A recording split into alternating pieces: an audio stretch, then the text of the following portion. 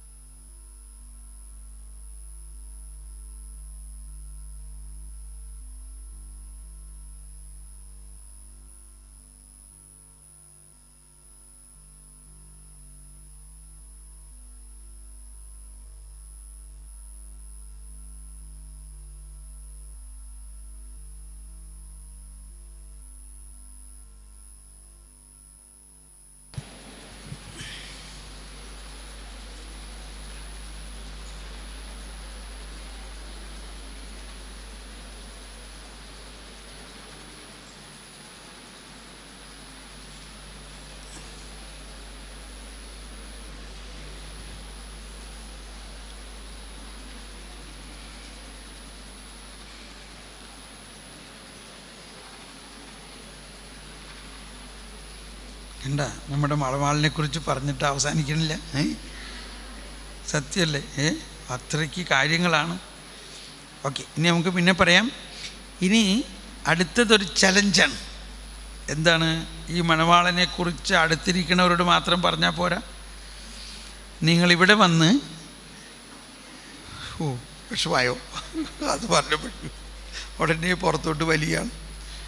അതാണ് വിളിക്കുള്ളിലെ വിളി എന്ന് പറയുന്നത്. ഈ മണവാളനെ കുറിച്ച് ആകാശം മുഴുവൻ കേൾക്കെ പറയണം. അതുകൊണ്ട് ഇപ്പോൾ നിങ്ങൾ 2 സെൻറ്റൻസേ പറഞ്ഞാൽ മതി.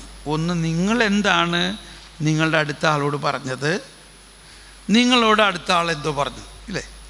എഴുതുന്നു ഒരാളൊന്നും എഴുതേണ്ട ആവശ്യമില്ലല്ലോ ഇല്ലേ? 2 സെൻറ്റൻസ്.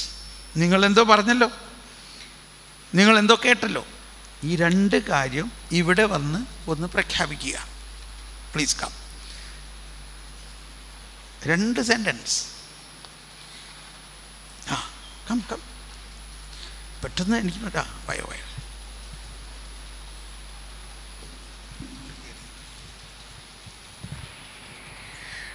ഈശോ പാപിയും ചുങ്കക്കാരനുമായിരുന്ന മത്തായിയെ ഒരപ്പസ്തോലനായിട്ട് കണ്ടു. ഇതുവരെ ഉണ്ടായിരുന്ന എല്ലാ ഹിസ്റ്ററിയും മറന്ന തമ്പുരാൻ.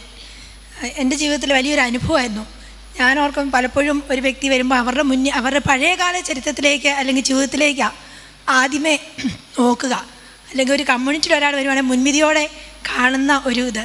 പക്ഷെ തമ്പുരാൻ അതല്ല. അതിനേക്കാൾ ഉപരി അവനിലുള്ള അപ്പസ്തോലനെ കണ്ടു എന്നുള്ളതാണ്. സിസ്റ്റർ പറഞ്ഞപ്പോൾ സിസ്റ്ററിനും ഇത് തന്നെയുള്ള ഈ കാര്യം തന്നെയാണ് സിസ്റ്ററിനും തോന്നിയതെന്ന് പറഞ്ഞു. അപ്പം തീർച്ചയായിട്ടും നമുക്കൊക്കെ വിളിക്കുള്ളിലെ വിളി ഉണ്ട്, അത് തമ്പുരാൻ കാണുന്നു. നമുക്കതിനു വേണ്ടി പരിശ്രമിക്കാം. കൈയടിച്ച് നന്ദി പറയാം. Yes, please come. അടുത്ത ആൾ വരാം, സമയം കളയാതെ.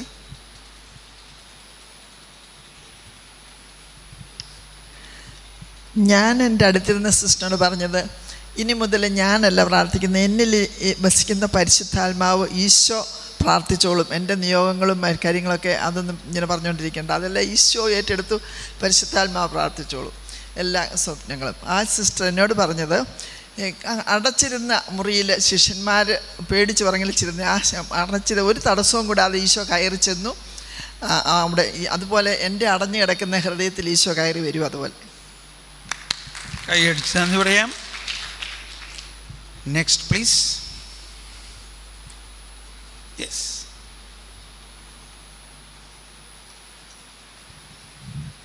ഞാൻ സിസ്റ്ററിനോട് സംസാരിച്ച് അടഞ്ഞ ഹൃദയത്തിൽ ഈശോ പ്രവേശിക്കുന്നു. അപ്പം നമ്മുടെ അടഞ്ഞ ഹൃദയങ്ങളിൽ ഈശോ വന്ന് വസിക്കും എന്നുള്ളൊരു ഉൾക്കാഴ്ച. എന്നാലും എനിക്കൊരു സംശയമുണ്ട്, ചോദിച്ചോട്ടെ. എന്നെ പാപം നിറഞ്ഞിരിക്കുന്ന ഹൃദയത്തിലേക്ക് ഈശോയ്ക്ക് പ്രവേശിക്കാൻ പറ്റത്തില്ല, അതുകൊണ്ട് നമ്മൾ കുമ്പസാരിക്കണം, അങ്ങനെയൊക്കെ ഒരു ചിന്ത ആശയം മനസ്സിലുണ്ട്. അപ്പം ആ ഒരു ചിന്ത, ഈശോ അടഞ്ഞ ഹൃദയത്തിൽ പ്രവേശിക്കുന്നത് നമുക്ക് ഉറപ്പുണ്ട്, എന്നാലും ഈ ഒരു ചിന്ത, പാപം ചെയ്ത് ഈശോയിൽ നിന്ന് നമ്മൾ അകന്നു പോകും, പിന്നെ ഈശോയായിട്ട് അനുരഞ്ജനപ്പെടാൻ നാം കുമ്പസാരിക്കുന്നു. അപ്പം അതിൻ്റെ പൊരുൾ എന്താണെന്ന് എനിക്കറിയത്തില്ല. പിന്നെ ഞാൻ പറഞ്ഞ സംസ്കാരം എന്നൊരു ശുദ്ധീകരണം അവിടെ നടക്കുന്നത്, അത് ഇതുവരെയും ചിന്തിച്ചൊരു കാര്യമല്ല. സ്വർണം ശുദ്ധീകരിക്കപ്പെടുവാൻ തങ്കമായി മാറുന്നു, ആ ഒരു വലിയ ഉൾക്കാഴ്ച. പിന്നെ സിസ്റ്റർ എന്നോട് സംസാരിച്ച് ഈ ആരംഭത്തിൽ തന്നെ നല്ലൊരു ധ്യാനമാണ്, നല്ലൊരു അനുഭവമാണ്. ഉള്ളിലുള്ളതിന് ആ ഈശോയോടുള്ളൊരു ഇൻറ്റിമസിലേക്ക് കടന്നു വരാനായിട്ട് സിസ്റ്ററിന് സാധിച്ചു എന്ന് പങ്കുവെക്കാനായിട്ട് സാധിച്ചു. കൈയടിച്ച് നന്ദി പറയാം. Yes, next please. ഏതായാലും ഈ സംശയം ദൂരീകരിക്കാം. ഈശോ വന്നപ്പോൾ പാപമില്ലാത്ത ആരെങ്കിലും ലോകത്തിലുണ്ടായിരുന്നോ? പറയും. ഇപ്പോഴും ഉണ്ടോ? ഈശോ വന്നത് ആരുടെ അടുത്തേക്കാണ്? പാപികളുടെ അടുത്തേക്കാണ്. ഈശോ വന്നത് ആരുടെ പാപം ഏറ്റെടുക്കാനാണ്? ക്രിസ്ത്യാനികളുടെ മാത്രം പാപം ഏറ്റെടുക്കാനാണോ? അല്ല. ആദത്തിൻ്റെ പാപം മൂലം എല്ലാ മനുഷ്യരും ദൈവമഹത്വത്തിൽ നിന്ന് അകന്നുപോയി പാപികളായി. അങ്ങനെ ഒരു മനുഷ്യൻ മൂലം ഉണ്ടായ പാപത്തിനെ പരിഹാരം ചെയ്ത് വചനം വരുന്നു. റോമർ 5:7-8 വായിച്ച്. റോമർ 5:7. നാം പാപികളായിരിക്കെ ദൈവം നമ്മളെ സ്നേഹിക്കുന്നു. നീതിമാന് വേണ്ടി പോലും ആരെങ്കിലും മരിക്കുക പ്രയാസമാണ്. ഒരു പക്ഷേ ഒരു നല്ല മനുഷ്യന് വേണ്ടി മരിക്കാൻ വല്ലവരും തുനിഞ്ഞെന്ന് വരാം. എന്നാൽ നാം പാപികളായിരിക്കെ ക്രിസ്തു നമുക്ക് വേണ്ടി മരിച്ചു. അങ്ങനെ നമ്മോടുള്ള തന്റെ സ്നേഹം ദൈവം പ്രകടമാക്കിയിരിക്കുന്നു. ഇതിന് മുമ്പാണ് പറയുന്നത്, ആ സ്നേഹം പരിശുദ്ധാത്മാവിലൂടെ നിങ്ങളുടെ ഹൃദയത്തിലേക്ക് ചൊരിയപ്പെട്ടിരിക്കുന്നു. അപ്പോൾ ഈ സ്നേഹം, യേശു എന്നെല്ലാം പറയുന്നത് പ്രകാശമാണ്. പ്രകാശം. ഇപ്പോൾ നമ്മൾ ഈ ഉയർപ്പ് ഞായറാഴ്ച രാത്രിയിലത്തെ വായനയിൽ ആദ്യം എന്തായിരുന്നു വായിച്ചത്? ആദ്യത്തെ വായന എന്തായിരുന്നു? ഉൽപ്പത്തി പുസ്തകത്തിലെ ആദ്യത്തെ സൃഷ്ടിയുടെ വിവരണമായിരുന്നു. എനിക്കറിയില്ല നിങ്ങളുടെ എന്തായിരുന്നു എന്നുള്ളത്. ഞാൻ ഈ പ്രാവശ്യം ലത്തീൻ ആരാധനക്രമത്തിലായിരുന്നു. 12 വായനയുണ്ടായിരുന്നു. അതിൽ ആദ്യത്തെ വായന പ്രകാശമുണ്ടാകട്ടെ, പ്രകാശമുണ്ടായി. രണ്ടാമത്തെ വായന അബ്രാഹത്തിനോട് പറയാണ്, നിന്നെ ഞാൻ ഒരു അനുഗ്രഹമാക്കും, നീ വരുവിൻ. മൂന്നാമത് മോശയോട് പറയുകയാണ്. മോശ കൊലപാതകം ചെയ്തിട്ടാണ് ഓടിപ്പോന്നത്. കൊലപാതകം ചെയ്തില്ലായിരുന്നുവെങ്കിൽ അവിടെ നിന്ന് ഓടേണ്ട ആവശ്യമുണ്ടായിരുന്നോ? ഓടി വന്നിട്ട് അവസാനം എവിടെ ചെന്നെത്തിയേക്കണത്? ആ എരിയുന്ന മുൾപടർപ്പിൻ്റെ ഉള്ളിൽ അവിടെ ആക്കി വന്നേക്കണം. കണ്ടോ? കർത്താവ് അവനെ വിളി കൊടുത്തോ ഇല്ലയോ? അവന് പറഞ്ഞു നീ പോണം. കണ്ടോ? അവന് അങ്ങനെ ഓരോ വായനകളുണ്ട്. അപ്പം പ്രകാശവും അന്ധകാരവും എന്നുള്ള സിമ്പിൾ എടുത്താൽ മതി. എപ്പോഴും നമ്മൾ അന്ധകാരം പാപമാണ്.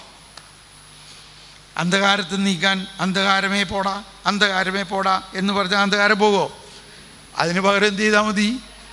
പ്രകാശം ഉണ്ടായാൽ മതി. പ്രകാശം. അപ്പോൾ പാപവും കൃപയും തമ്മിൽ നമ്മൾ മനസ്സിലാക്കണം. നമ്മളുടെ ഒരു അതൊക്കെ ഇനി നമ്മൾ പഠിക്കാനിരിക്കുകയാണ്. നമ്മുടെ ചിന്തയിലുണ്ടാകേണ്ട ഏറ്റവും വലിയൊരു വ്യത്യാസം അന്ധകാരത്തിന് പ്രകാശത്തെ കീഴടക്കുക സാധ്യമല്ല. പാപം അന്ധകാരമാണ് എങ്കിൽ ആ അന്ധകാരത്തെ അകറ്റുന്നതിനാണ് പ്രകാശം വന്നിരിക്കുന്നത്. ആ പ്രകാശം വന്നോ? പ്രകാശം വന്നു. ആ പ്രകാശം വന്നു. ജ്ഞാനസ്നാനം എന്താ നമുക്ക് ലഭിച്ചത്? ജ്ഞാനസ്നാനമാണ് ലഭിച്ചിരിക്കുന്നത്. അപ്പം ജ്ഞാനസ്നാനത്തിലൂടെ ഉണ്ടോ ഈ തിരി ആ ജ്ഞാനസ്നാന സമയത്ത് ആ ആൽഫ ഒമേഗ എന്ന ഉയർപ്പിൻ്റെ തിരിയിൽ നിന്നും ഒരു മെഴുകുതിരി കത്തിച്ചിട്ട് കുഞ്ഞായ നമ്മുടെ കയ്യിൽ തന്നു. കണ്ടോ? തന്നോ ഇല്ലയോ? എന്നിട്ട് എന്ത് പറഞ്ഞു? നീ ലോകത്തിൻ്റെ പ്രകാശമാണ്. പ്രകാശം വന്നോ?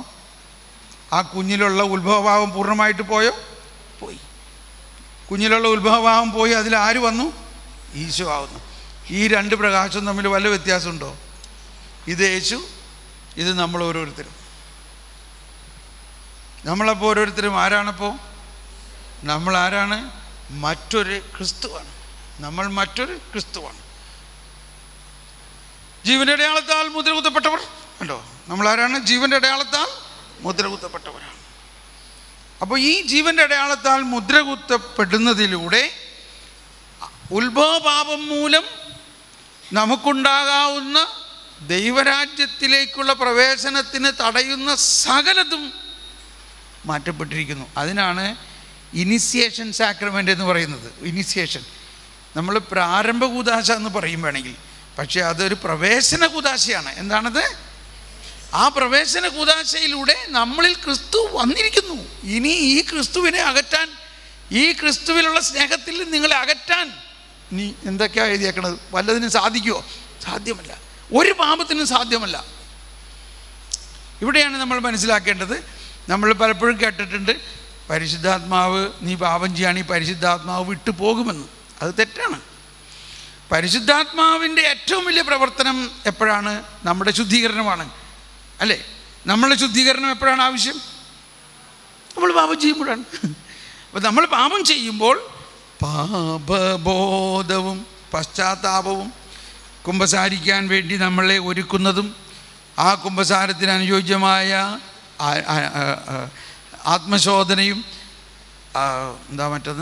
പശ്ചാത്താപവും തരികയും കർത്താവിൻ്റെ ആ ക്ഷമിക്കുന്ന സ്നേഹം നമ്മളിലേക്ക് ട്രാൻസ്മിറ്റ് ചെയ്യുന്നതെല്ലാം നമ്മളിൽ വസിക്കുന്ന പരിശുദ്ധാത്മാവാണ്. അതുകൊണ്ട് പരിശുദ്ധാത്മാവ് നമ്മൾ ഒരിക്കലും വിട്ടു പോവില്ല. അപ്പോൾ കുമ്പസാരിക്കണം. നമ്മൾ ഇങ്ങനെയാണെങ്കിലും നമ്മളിവിടെ മാമോദീസായിലൂടെയും സ്ഥൈര്യലേപനത്തിലൂടെയും വിശുദ്ധ കുർബാനയിലൂടെയും നമ്മളൊരു വിശുദ്ധ സമൂഹമാണെങ്കിലും നമ്മൾ വസിക്കുന്ന ലോകം ഈ ഇപ്പോഴും പൂർണ്ണമായി വിശുദ്ധീകരിക്കപ്പെടാത്ത അവസ്ഥയിലായതുകൊണ്ട് ഈ പ്രസരണം നമ്മളിൽ അനുദിനം ഉണ്ടായിക്കൊണ്ടിരിക്കും. അനുദിനം. അതുകൊണ്ട് അനുദിനം വിശുദ്ധീകരണവും അനുദിനം ശക്തീകരണവും അനുദിനം നീതീകരണവും അനുദിനം മഹത്വീകരണവും. എന്തൊക്കെയാണ്? വിശുദ്ധീകരണം, ശക്തീകരണം, നീതീകരണം, മഹത്വീകരണം. ഇത് നാലും നമ്മൾ അറിയാതെ തന്നെ നമ്മളിൽ വസിക്കുന്ന പരിശുദ്ധാത്മാവിലൂടെയും നമ്മുടെ വിശുദ്ധ കുർബാനയിലൂടെയും സംഭവിച്ചുകൊണ്ടിരിക്കുന്നുണ്ട്. Are you satisfied? ശരിക്കും ആയിട്ടില്ല ഇപ്പോഴും. സാരമില്ല, ഇനിയും പഠിക്കുമത്.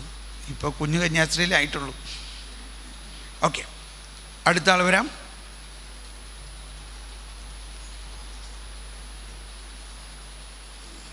യെസ്, ഇതൊക്കെ ഇനി വിശദീകരിച്ച് നമ്മൾ പഠിക്കാൻ പോവുകയാണ്.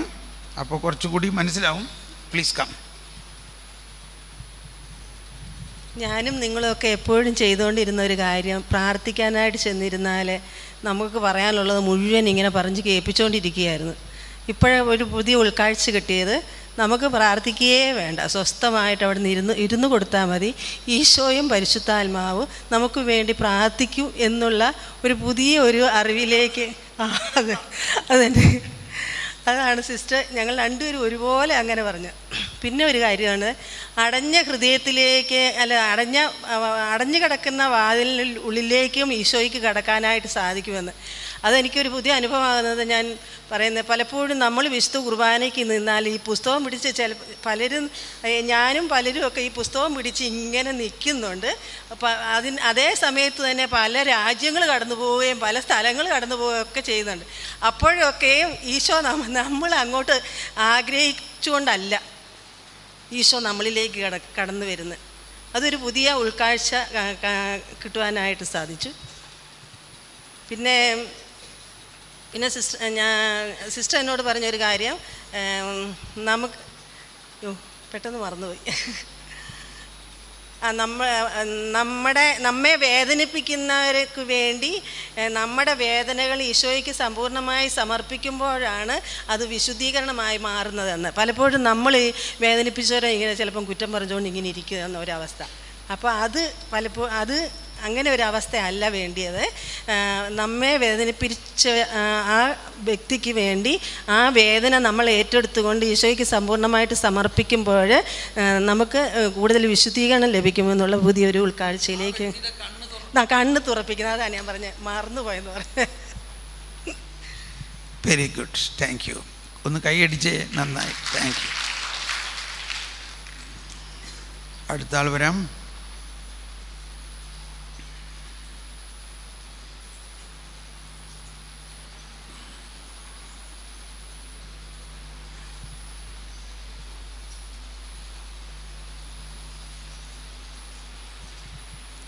ന്യൂഷീറ്റി വെച്ച് ഞങ്ങളുടെ ഗുരുത്തിയമ്മ ചോദിച്ചിട്ടുണ്ട്, നിങ്ങൾ ഈശോയോടാണോ പ്രാർത്ഥിക്കുന്നത്, പരിശുദ്ധാത്മാവിനോടാണോ ദൈവപിതാവിനോടാണോ? അന്ന് ആകെ അറിയാവുന്ന ഈശോ മാത്രമേ ഉള്ളൂ എന്ന് ഈശോടാന്ന് പറഞ്ഞിട്ടുണ്ട്.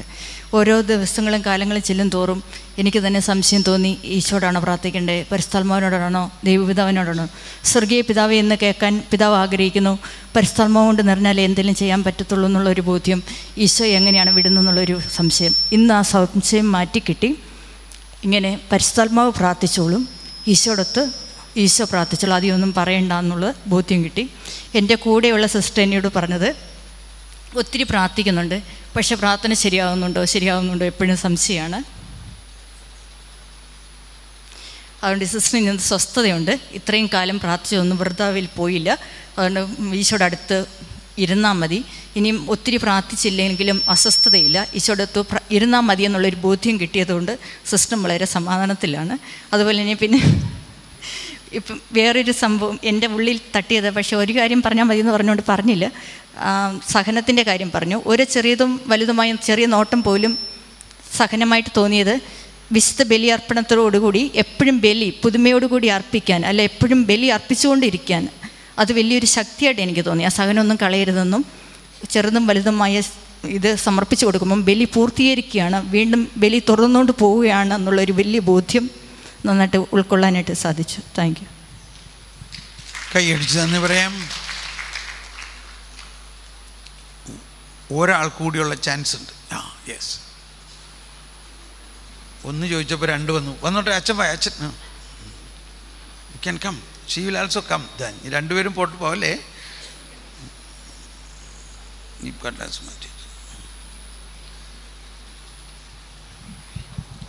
എന്നോട് എൻ്റെ അടുത്തിരുന്ന കൊച്ചു സിസ്റ്റർ പറഞ്ഞ, നമ്മുടെ ജീവിതത്തിലുണ്ടാകുന്ന ഓരോ സഹനവും ഓരോ വേദനയും അത് യേശുവിൻ്റെ സഹനത്തിൻ്റെയും അതുപോലെ തന്നെ ഉത്ഥാനത്തിൻ്റെയും അനുഭവമാണ് സിസ്റ്ററിനിപ്പോൾ അനുഭവപ്പെടുന്നു. മുമ്പൊക്കെ ഇത്രയൊക്കെ സഹിക്കണമായിരുന്നു. കമ്മ്യൂണിറ്റി വന്നു കഴിഞ്ഞിട്ട് ഒരുവിധം മര്യാദയ്ക്കൊക്കെ ആളുകൾ പ്രവർത്തിക്കേണ്ടതല്ലായിരുന്നു. പക്ഷേ കർത്താവിൻ്റെ അനന്തമായ പരിപാലനയിൽ നൂറ്റാണ്ടുകൾക്ക് മുമ്പ് 10,000 വർഷങ്ങൾക്ക് മുമ്പ് തന്നെ കർത്താവ് തീരുമാനിച്ച ഈ സിസ്റ്ററിൻ്റെ ജീവിതത്തിൽ ഈ സഹനങ്ങൾ അതുവഴിയായിട്ട് ഉത്ഥാനം ഉണ്ടാകണം. ആ രീതിയിൽ ഇതിനെല്ലാം കണ്ടപ്പോൾ ഒത്തിരി സന്തോഷം തോന്നി. എൻ്റെ മനസ്സിൽ ഞാൻ ഷെയർ ചെയ്തത്, നമ്മുടെ ഒക്കെ ജീവിതത്തിൽ യേശുവിൻ്റെ ആ സഹനം, അതുപോലെ തന്നെ ത്യാഗം, നിരന്തരമായി പരിശുദ്ധാത്മാവ് ഇടപെട്ടുകൊണ്ട് പരിശുദ്ധാത്മാവ് തന്നെയാണ് നമുക്ക് വേണ്ടിയിട്ട് പ്രവർത്തിച്ചുകൊണ്ടിരിക്കുന്നത്. റോമാക്കാർക്കുള്ള ലേഖനത്തിലൂടെ പൗലോസ് പറഞ്ഞിരിക്കുന്നത്, കർത്താവിനെ ഉയർപ്പിച്ച പരിശുദ്ധാത്മാവ് തന്നെ നിന്നിലേക്കും കർത്താവ് അയച്ചിരിക്കുന്നു. ആ ആത്മാവ് തന്നെയാണ് നിന്നിലൂടെ പ്രവർത്തിച്ചുകൊണ്ടിരിക്കുന്നത്. പരിശുദ്ധാത്മാനെ അയച്ചിട്ടുണ്ടെന്നറിയായിരുന്നു, പരിശുദ്ധാത്മാനെ സ്വീകരിച്ചിട്ടുണ്ട്. പക്ഷേ കർത്താവിനെ ഉയർപ്പിച്ച പരിശുദ്ധാത്മാവാണ് നിന്നിൽ നിരന്തരം പ്രവർത്തിച്ചുകൊണ്ടിരിക്കുന്നത്. ഇനി നീ പഴയ മനുഷ്യനല്ല, നീ പരിശുദ്ധാത്മാവിൽ നിരന്തരം വിശുദ്ധീകരിച്ചുകൊണ്ടിരിക്കുന്ന പുതിയ മനുഷ്യനാണ്. നീ നിനക്ക് പാപം ചെയ്യാൻ അവകാശമില്ല, പറ്റില്ല പാപം ചെയ്യാൻ. അതാണ്. Yes sister, please come.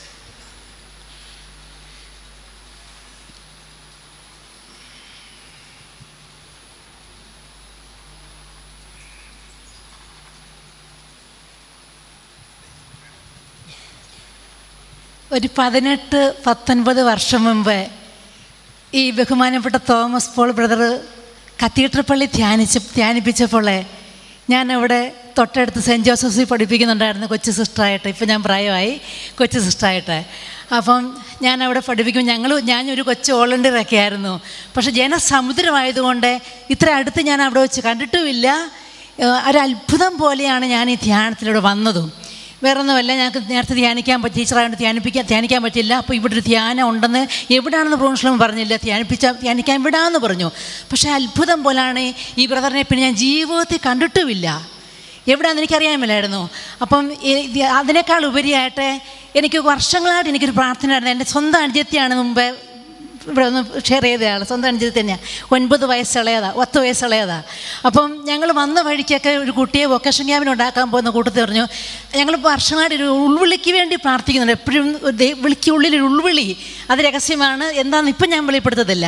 അപ്പം ശരിക്കും പ്രാർത്ഥിക്കുന്നുണ്ടായിരുന്നു. അപ്പം വന്ന ക്ഷണം മുതലേ ഈ ഉൾവിളി തന്നെ. അപ്പം എനിക്ക് ഒത്തിരി സന്തോഷമായിപ്പോയി. ദൈവമേ, ഞാൻ ചിന്തിക്കാതെ ഇത് വന്നിട്ട് ഞാൻ കേൾക്കുന്നതും ഫുൾ ടൈം വിളിക്കുള്ളിലെ ഉൾവിളി.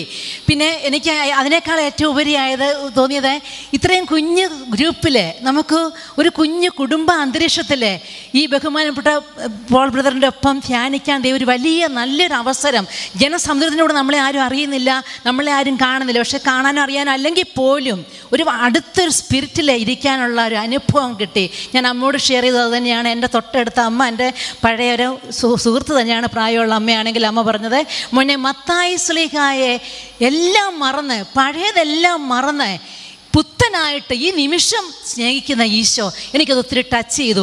അമ്മ ഒത്തിരി സന്തോഷമായിട്ട് അമ്മ ഇരിക്കുന്നു.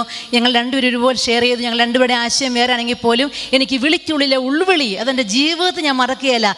ഈ നിമിഷം മരിക്കുന്നവരെ എൻ്റെ മനസ്സിൽ ആ ഒരു ആഗ്രഹവും ആ ഒരു സന്തോഷവും എൻ്റെ മനസ്സിലുണ്ട്. അതെന്നെ ഒന്നുകൂടി ഊട്ടി വളർത്താൻ വേണ്ടി വന്ന പോലെ. Thank you very much. Very good. ഇനി നമുക്ക് മൗനം കല്ലറയിലേക്ക് പ്രവേശിക്കാം. അതാണ് നമ്മുടെ കോഡ് ഇനി കേട്ടോ, സോളിറ്റ്യൂഡ് കല്ലറ. ഇനി ഭക്ഷണം കഴിക്കാൻ പോകുമ്പോൾ നമ്മൾ കല്ലറയുടെ അകത്തിരുന്നാണ് ഭക്ഷണം കഴിക്കുന്നത്. ഈശോ നമ്മുടെ ഉള്ളിൽ ഉണർത്തിയ ഈ കാര്യങ്ങളെല്ലാം ഒരുപാട് കാര്യങ്ങളാണ്. നമ്മളിപ്പോൾ എല്ലാവരും പറയാൻ സമയമില്ലല്ലോ. പക്ഷെ ഇത് നമ്മളിനി നമ്മുടെ ആത്മാവ്, നമ്മൾ വേറെ ഒരു നിയോഗവും ചിന്തിക്കരുത്. നമ്മുടെ ഒരു നിയോഗവും വേണ്ട. നമ്മുടെ എല്ലാ നിയോഗങ്ങളും ദൈവം പൂർത്തീകരിക്കും. നമ്മൾ എന്ത് ചെയ്താൽ മതി? ഈശോയെ, ഞാൻ നിൻ്റെയാണ്, നിനക്കെല്ലാം അറിയാം, എനിക്ക് നിന്നെ അറിയണം, എനിക്ക് നീയുമായിട്ട് ഒന്നാകണം. നിന്നിൽ ഞാനുമേ എന്നിൽ നീ ഇങ്ങനെ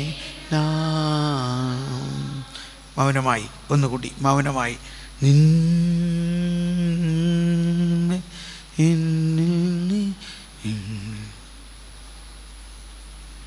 ഇപ്പോൾ പൂർണ്ണ മൗനതയിൽ നമ്മൾ ഭക്ഷണം കഴിക്കാൻ പോകുന്നു. നമ്മൾ കൂടുതൽ സമയമൊക്കെ തരണമെന്ന് എനിക്ക് വലിയ ആഗ്രഹമൊക്കെ ഉണ്ട്. എന്നാലും ഒരുപാട് കാര്യങ്ങൾ, നിങ്ങൾക്ക് ഗുണമുള്ള കാര്യങ്ങൾ പറയാനുണ്ട്. അതുകൊണ്ട് വേഗം വിളിക്കണം കേട്ടോ. അപ്പോൾ 8:30 പോയിട്ട് 9 മണിക്ക് എല്ലാവരും തിരിച്ചെത്തുക. 9 മണിക്ക് തന്നെ. Okay, thank you.